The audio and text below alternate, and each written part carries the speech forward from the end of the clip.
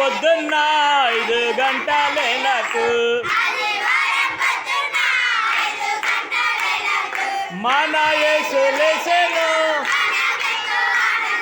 మన యేసు లేచెను. కావలి ఉన్న సిపాయిలందరూ పెందల కాడే లేసిరి, కావలి ఉన్న మన యేసు లేచెను, మనకెంతో ఆనందం, మన యేసు లేచెను, మనకెంతో ఆనందం. హల్లెలూయా. ఈస్టర్ అంటే అర్థం ఏంటో తెలుసా?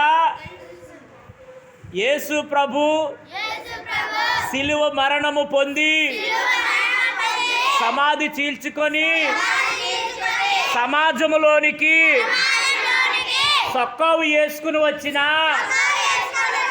జనమే ఈస్టర్. దీని గురించి తెలియలేని వారి మూతికి బ్లాస్టర్. కనుక ఈ ఈస్టర్ పండగ రోజున మనం ఇంత చక్కగా ఆనందంగా ఉండడానికి కారణం ఏంటంటే 3,03,3,333 ఉన్నారు. దేవుడు అని పేరు పెట్టుకుని ఎవరు కూడా సరిపోయి తిరిగి లెగలేదు. మన యేసు ప్రభు ఒక్కరే తిరిగి సమాధిలో 3 రోజులుండి సమాధిలో సొక్క వేసుకుని వచ్చి 4 మార్లు 40 మందికి కనబడ్డారు, ప్రత్యక్షమయ్యారు. అందులో మొట్టమొదటి వ్యక్తి తోమా, తిదుమా అనబడిన తోమా. ఆయన యేసు ప్రభు గాయాల్లో ఏలు పెట్టి కూడా చూసి రుజువు చేసుకుని కేరళ రాష్ట్రానికి యేసును గూర్చి ప్రకటించడానికి వచ్చాడు. ఆ ప్రకటన చేసినందువలన కేరళ రాష్ట్రం నుండి భారతదేశానికి కూడా యేసును గూర్చినటువంటి శుభవార్తను అందించారు. ఈరోజు అంతటా కూడా రక్షింపబడుతున్నారు.